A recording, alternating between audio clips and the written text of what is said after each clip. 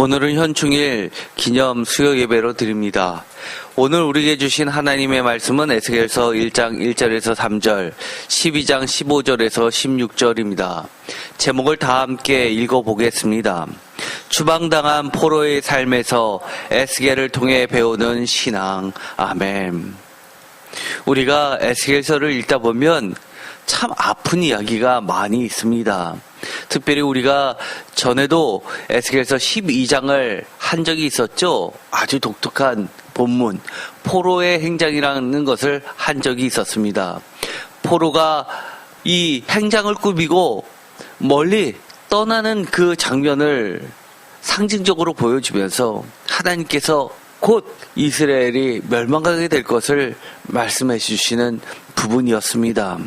오늘의 말씀 에스겔서 1장 1절에서 3절까지를 보면 에스겔서 전체를 흐르고 있는 아주 배경이 되는 암울한 이야기가 기록되어 있습니다. 1절 30째 해 넷째 달 초 닷새에 내가 그발 강가 사로잡힌 자 중에 있을 때 하늘이 열리며 하나님의 모습이 내게 보이니 2절 여호야긴 왕이 사로잡힌 지 5년 그달 초 닷새라. 3절 갈대아 땅 그발 강가에서 여호와의 말씀이 부시 아들 제사장 나 에스겔에게 특별히 임하고 여호와의 권능이 내 외에 있으니라.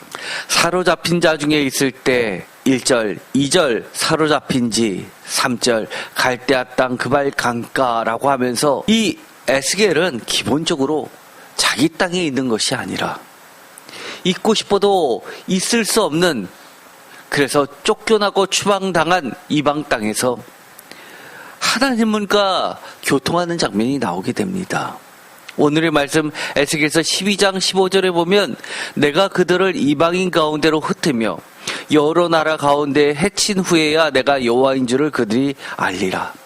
여기 15절에서도 이들이 있는 곳이 이방인 가운데 흩어져 있고 여러 나라 가운데 헤쳐진 상황이라는 것을 알 수 있습니다. 16절 그러나 내가 그중 몇 사람을 남겨 칼과 기근과 전염병에서 벗어나게 하여 그들이 이르는 이방인 가운데에서 자기의 모든 가증한 일을 자박하게 하게 하리니 내가 여호와인지를 그들이 알리라. 여기서도 마찬가지로 그들이 이르는 이방인 가운데에서 라고 하면서 역시 이들이 살고 있는 삶의 터전은 고국이 아니었습니다.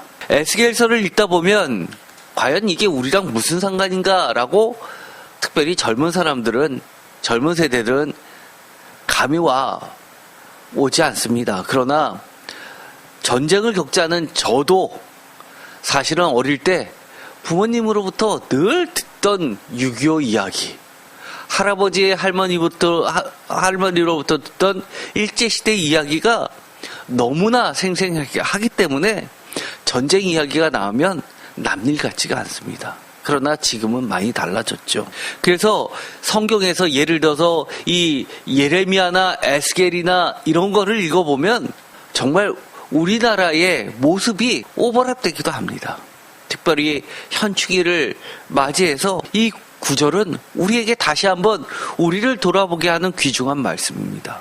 에스겔서에 나오는 이 추방과 포로의 삶이 현대에 살고 있는 오늘의 삶과 과연 무슨 관련이 있습니까? 전쟁이 끝난 평화의 시대라고 한다면 이것을 이해하는 사람이 별로 없을 겁니다. 그나마 요즘에 전 세계에서 이목을 집중시키는 커다란 전쟁 두 개가 발발하는 바람에 그나마 관심들이 짙어지는 것은 사실입니다. 또 우려도 있습니다. 가까운 곳에서 중국과 대만의 전쟁, 북한과 한국의 전쟁이 발발하면 어떻게 되냐라는 그 우려의 목소리는 그 어느 때부터 짙어지는 듯합니다. 에스겔에서 보게 되는 이 추방과 포로의 삶, 사실은 우리는 현대에도 이 말씀을 기억하면서 우리가 준비하는 삶을 사실은 살아야 됩니다. 왜냐하면 우리의 삶 자체가 어떻게 보면 추방과 포로의 삶이기 때문입니다.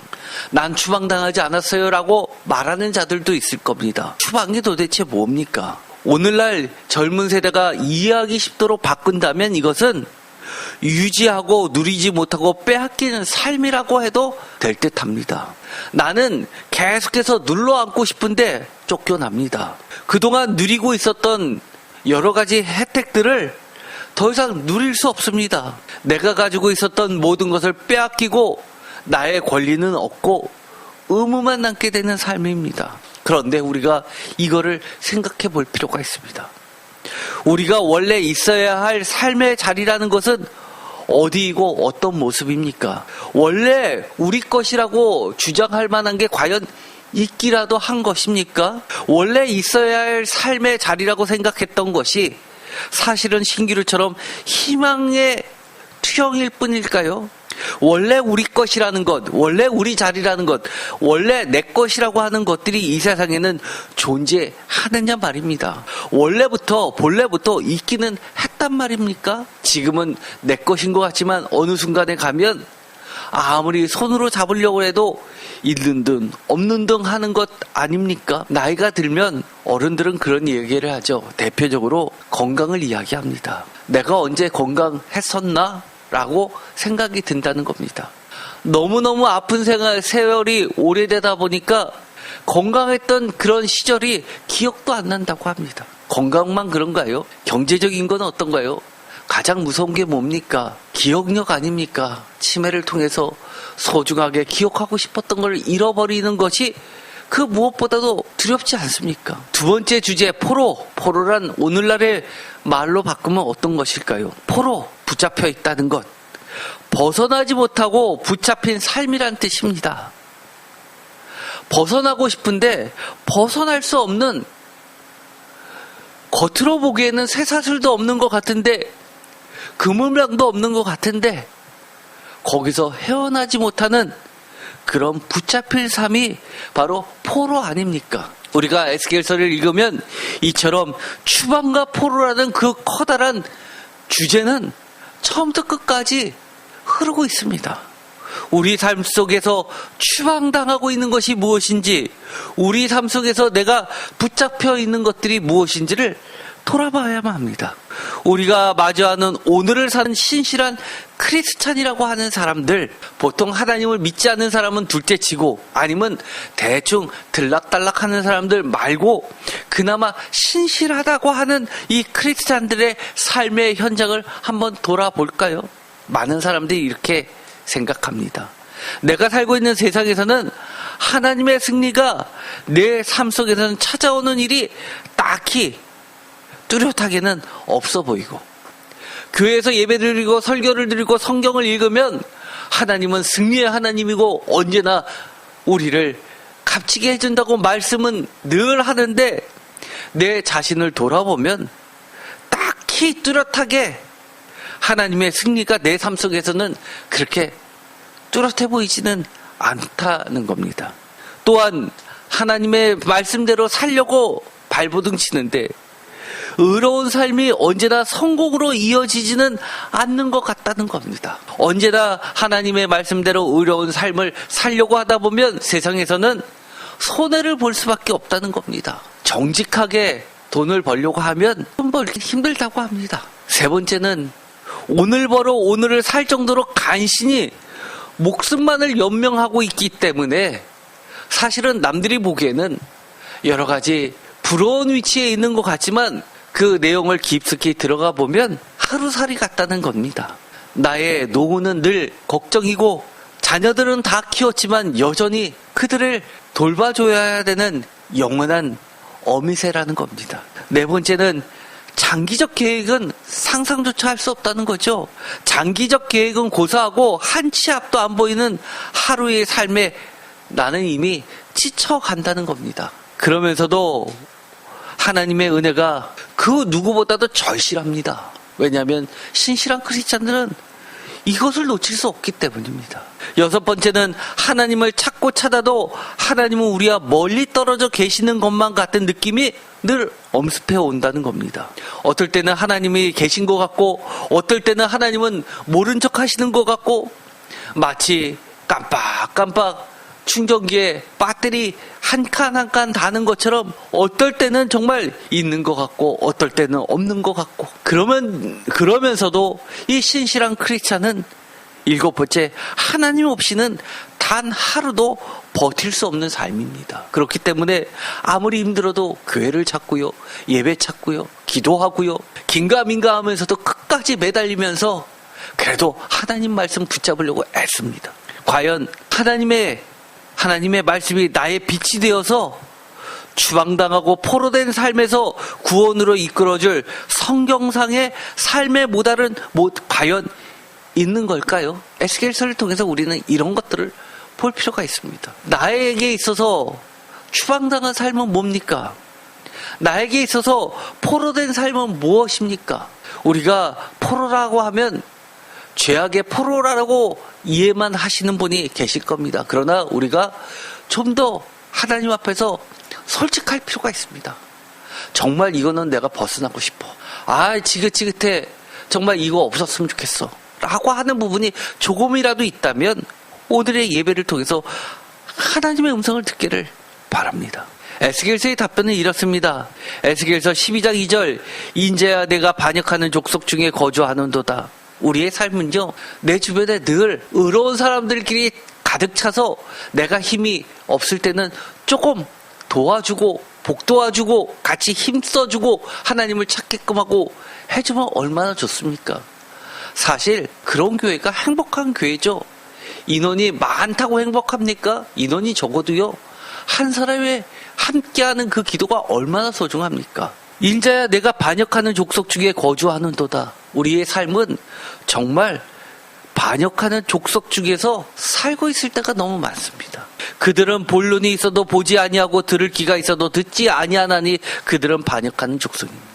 인자야 너는 포로의 행장을 꾸리고 낮에 그들의 목전에서 끌려가라. 내가 내 처소를 다른 곳으로 옮기는 것을 보면 그들이 보면 비록 반역하는 족속이라도 혹 생각이 있으려니와. 하나님이 이렇게 이야기하십니다. 혹시나. 이거 참 슬픈 이야기 아닙니까? 하나님이 우리를 보시면서 야, 쟤는 진짜 심지가 굳은 애야. 난 누구누구만 보면 정말 그래 내가 위로가 돼. 이권사만 보면, 강집사님만 보면, 강사모만 보면, 이목사만 보면 그래 내가 이 맛이지. 하나님이 좀 신났으면 좋겠습니다. 그런데 혹시라고 하나님이 생각하신다. 이것처럼 슬픈 게 어디 있습니까? 혹시 그것을 보고서 깨달을 수도 있을 것이니까 조그마한 가능성이라 해볼 때까지 끝까지 한번 해보자는 하나님의 심정이 들어가 있는 거 아닙니까? 혹 생각이 있으리라. 좀 보면 달라지지 않을까? 에스겔서 12장 15절 결론입니다. 내가 그들을 이방인 가운데서 흩으며 여러 나라 가운데로 해친 후에야 내가 여호와인 줄을 그들이 알리라. 이 말씀을 읽어보면 여러분은 어떤 생각이 듭니까? 진작에 하나님의 여호와인 줄을 알았더라면 이런 생각 들지 않을까요? 꼭 이방인 가운데로 흩으며 추방시키고 여러 나라 가운데서 헤쳐서 포로로 돼야지만 꼭 알 수 있을까요? 우리 부모님들은 이 말씀을 읽어보면 좀 이해 가시는 분들이 계실 겁니다. 자녀들 어릴 때 어떻게 했죠? 꼭 혼나야지만 정신 차리는 경우가 있죠. 정말 자녀를 사랑하는데 야단치고 나서도 속상합니다. 잠도 안 옵니다. 내가 좀 덜 혼낼 걸 그랬나? 에스겔서 12장 16절 그러나 내가 그중 몇 사람을 남겨 칼과 기근과 전염병에서 벗어나게 하여 그들이 이르는 이방인 가운데서 자기의 모든 가증한 일을 자백하게 하리니 내가 여호와인 줄을 그들이 알리라. 하나님은 자백하게 고백하게 회개하게 하신다는 겁니다. 많은 부분들이 그럽니다. 우리가 해방된 것 그리고 이 전쟁통에서도 이렇게 이룩된 것 하나님의 은혜라고 하면 하나님을 안 믿는 그리고 하나님을 믿어도 반역하는 이들은 그렇게 합니다. 그러면 일제시대에 겪게 하신 것도 하나님이고 6.25 전쟁이 터지게 한 것도 하나님이시네. 참 답답합니다. 에스겔서 12장 20절 사람이 거주하는 성읍들이 황폐하며 땅이 적막하리니 내가 여호와인 줄을 너희가 알리라 하셨다 하라. 여호와인 줄이라는 걸로 성경을 앱에서 검색을 해보면요 놀랍습니다. 에스겔서에는 무려 58번이 나온다고 기록이 되어 있는데요. 다른 데는 성경 구절에 그렇게 많지 않아요. 이게 답니다. 요엘서는 1번이고요. 예레미야서 2건, 이사야서 1건, 열왕기상 2건, 출애굽기 8건이 답니다. 생각보다 없지요.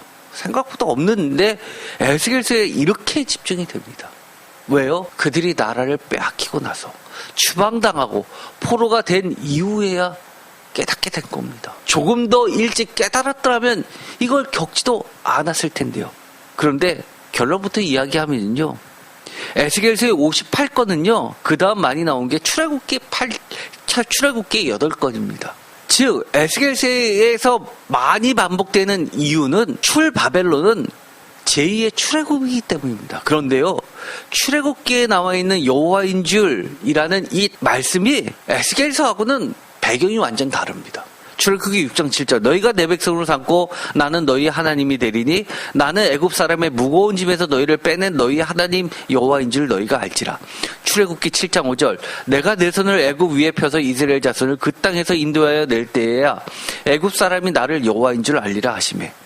출애굽기 7장 17절 여호와가 이같이 말하노니 내가 이로 말미암아 나를 여호와인 줄 알리라. 볼지어다 내가 내 손의 지팡이로 나일강을 치면 그것이 피로 변하고.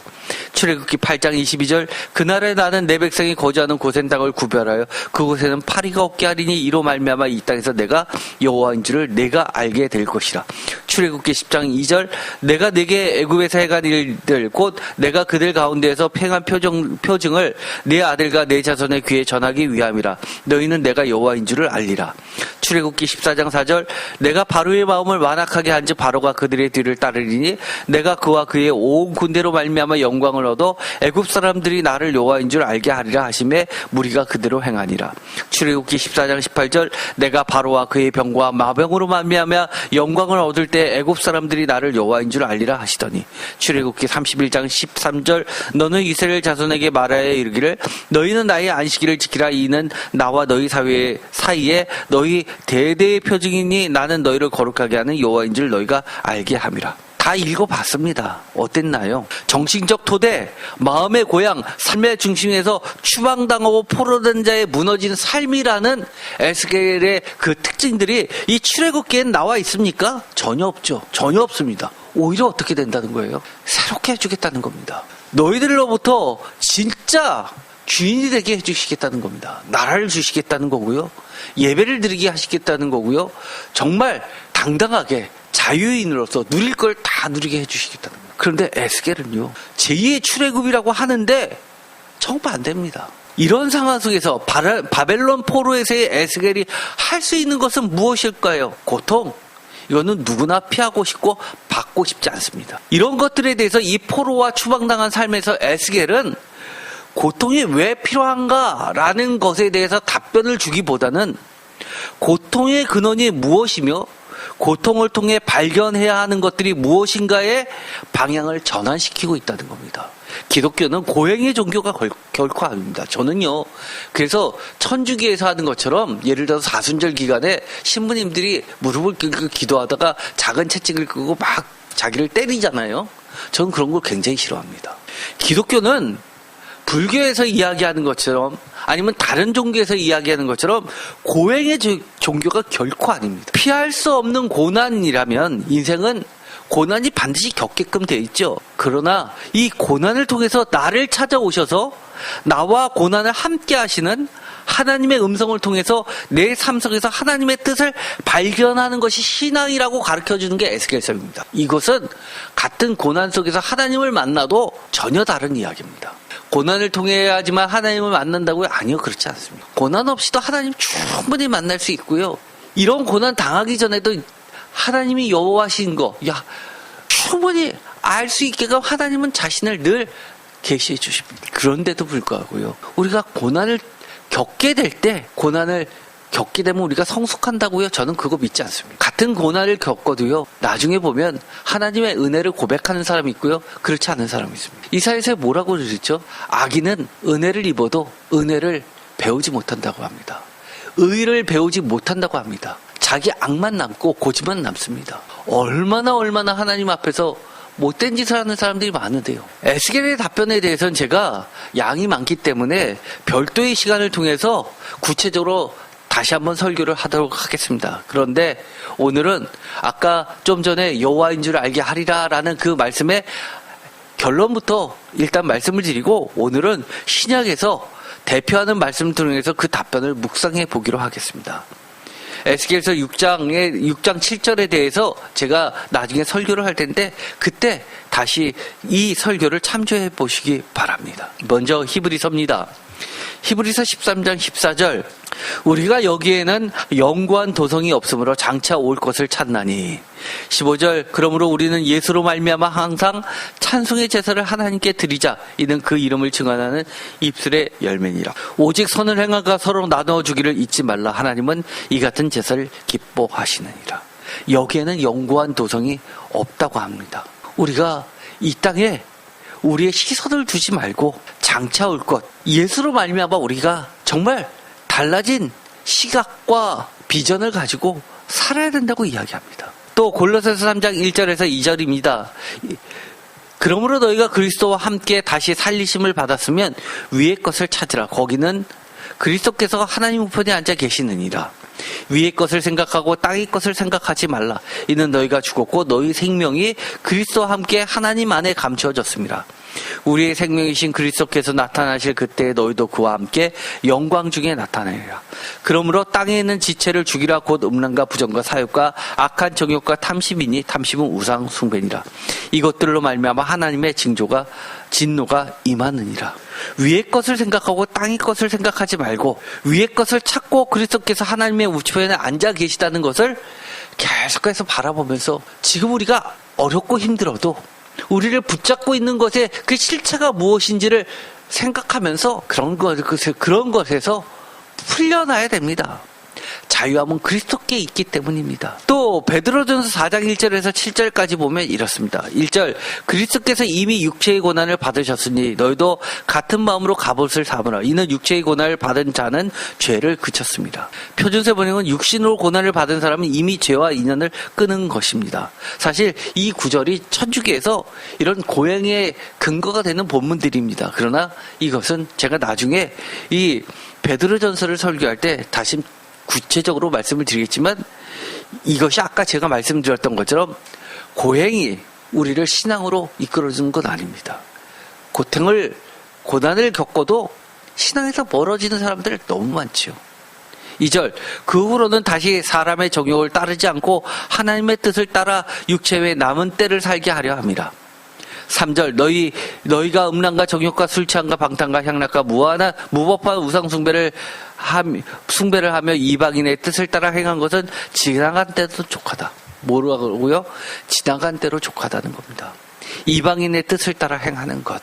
사실 우리가 무심코 했던 행동들, 결정했던 기준들, 이게 성경의 기준대로가 아니라 너무 익숙하기 때문에 했던 것들이 사실 많습니다.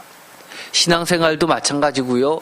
교회에서 너도 나도 그렇게 하고 너무 교회에서 당연시하게 반복돼서 이야기가 되다 보니까 그게 마치 하나님의 말씀인 것처럼 착각하게 되는 경우가 많이 있습니다. 가장 대표적인 게 뭐죠? 우리가 늘 얘기한 거죠. 긍정 마인드가 믿음 아니라고 제가 말씀을 드렸죠. 하나님의 말씀을 유교적, 불교적, 샤머니즘적 빼야 하지만 하나님의 말씀이 보이는데 하나님의 말씀을 그런 것으로 자꾸 덮는 경우가 많이 있습니다. 베드로전서 4장 5절 그들이 산 자와 죽은 자를 심판하기로 예비하신 이에게 사실대로 구하리라. 6절 이를 위하여 죽은 자들에게도 복음이 전파되었으니 이는 육체로는 사람으로 심판을 받으나 영으로는 하나님을 따라 살게 하려 함이라. 사실 이 6절의 말씀은 논란이 많이 되는 말씀입니다. 그래서 이 6절 때문에 천주교에서는 죽은 자를 위한 세례도 있고요. 기도도 있고 연보도 있습니다. 그래서 지옥에 갈 사람도 헌금을 살아있는 후손들이 하면 마치 낙원으로 옮겨지는 것처럼 그렇게 얘기하는데 완전 말씀을 오해한 거죠. 7절 만물의 마지막이 가까웠으니 그러므로 너희는 정신을 차리고 근신하여 기도하라. 무엇보다도 뜨겁게 서로 사랑할지니 사랑은 허다한 죄를 덮느니라. 서로 대접하기를 원망 없이 하고 각각 은사를 받은 대로 하나님의 여러 가지 은혜를 맡은 선은 청지기같이 서로 봉사하라. 마지막 때일수록 어떻게 하라는 거예요? 정신을 차리고 근신하면서 기도하면서 하나님의 뜻대로 살기를 늘 간구하라는 겁니다. 히브리서 11장 1절, 2절, 13절, 16절에 보면 유명한 말씀이 나오죠. 믿음은 바라는 것들의 실상이요 보이지 않는 것들의 증거니 선진들이 이로써 증거를 얻었느니라. 13절 이 사람들은 다 믿음을 따라 죽었으며 약속을 받지 못하였으되 그것을 멀리서 보고 환영하며 또 땅에서는 외국인과 나그네임을 증언하였느니라. 오늘 찬송에서도 나그네 이야기하죠. 우리가 소망을 둘 때가 이 땅에 과연 있기라도 한 겁니까? 그들이 이같이 말하는 것은 자기들이 본향 찾는 자임을 나타냅니다. 그들이 나온 바 본향을 생각하였더라면 돌아올 기회가 있었으려니와 그들이 이제는 더 나은 본향을 사모하니 곧 하늘에 있는 것이라. 이러므로 하나님이 그들의 하나님이라 일컬음을 받으심을 부끄러워하지 아니하고 그들을 위하여 한성을 예비하셨느니라. 뭐라고 이야기하십니까? 본향이 뭐냐는 겁니다. 본향. 과연 우리가 추방당하고 뺏겼다고 생각하는 것들, 그것들이 영원한 겁니까? 그러면 또 그렇게 이야기하시는 분들이 계십니다. 불교에서 이야기하는 것처럼 공수를 하면서 아무것도 없이 그렇게 살라는 겁니까? 그런 거 아니죠. 하나님이 우리에게 허락하실 때는 어떻게 하라는 거예요? 힘써서 하나님의 일을 하라는 겁니다. 하나님의 나를 세워가라는 겁니다. 어떻게 불교하고 같습니까?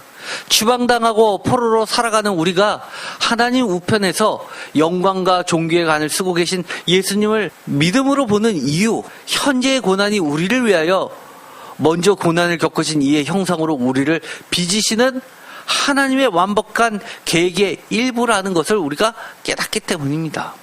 히브리서 2장 9절에서 10절까지 다 같이 한번 읽어보겠습니다. 오직 우리가 천사들보다 잠시 동안 못하게 하심을 입은 자 곧 죽음의 고난 받으심으로 말미암아 영광과 존귀로 관을 쓰신 예수를 보니 이를 행하심은 하나님의 은혜로 말미암아 모든 사람을 위하여 죽음을 맛보려 하심이니라.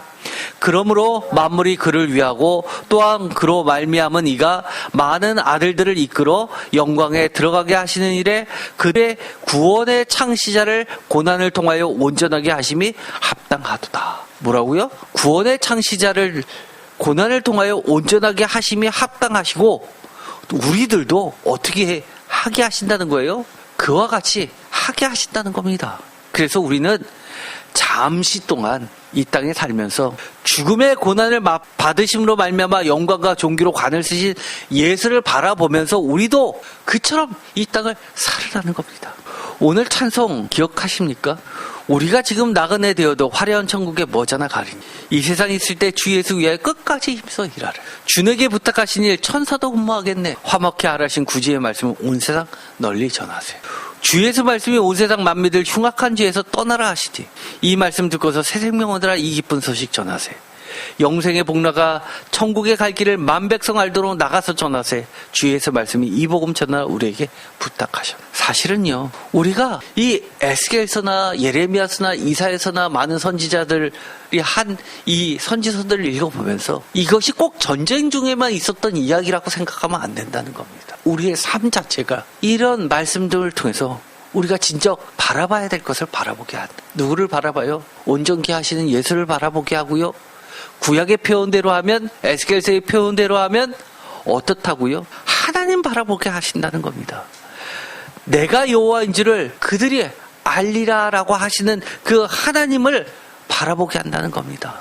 진짜 여호와는 하나님이시라는 것을 깨닫게 되기를 바랍니다. 꼭 이방인 가운데로 흩어진 후에야, 여러 나라 가운데 해친 후에야, 우리가 헤어날 수 없는 포로로 잡힌 후에야 그러지 말고요. 우리가 지금 오늘을 사는 우리의 삶 가운데서 아무리 어렵고 힘든 일이 겪더라도 그때마다 내게 찾아오셔서 그 고난을 너만 겪어라고 하는 게 아니라 우리와 함께 그 고난을 겪으시면서 우리 옆에 계시는 그 하나님과 동행하는 삶을 살았으면 좋겠습니다.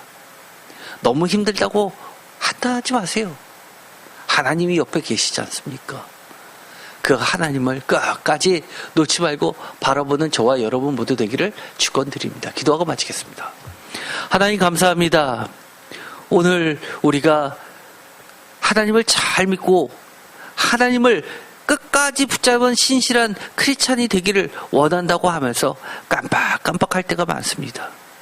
하나님이 계신 듯하고 또 하나님의 말씀대로 과연 우리가 살아남을 수 있을까? 걱정도 되고 그러나 하나님, 이 연약한 우리의 모습을 있는 그대로 받아주시고, 우리와 함께 이 땅에 이방인처럼 살고 있는 나그네와 같은 우리의 삶 가운데 함께 하셔서 우리와 함께 걷고 계시는 하나님을 바라보게 하여 주옵소서. 그래서 끝까지 하나님을 붙잡고 하나님께서 우리에게 원래부터 예배하시고 마련해 주신 그 영광의 본연의 자리에 갈 수 있게 하여 주옵소서. 예수 그리스도를 통해서 우리를 하나님 가장 영광되게 해 주신다고 말씀하셨사오니 어떠한 순간에라도 예수 그리스도를 바라보게 하여 주시옵소서. 예수 그리스도의 이름으로 기도드립니다. 아멘.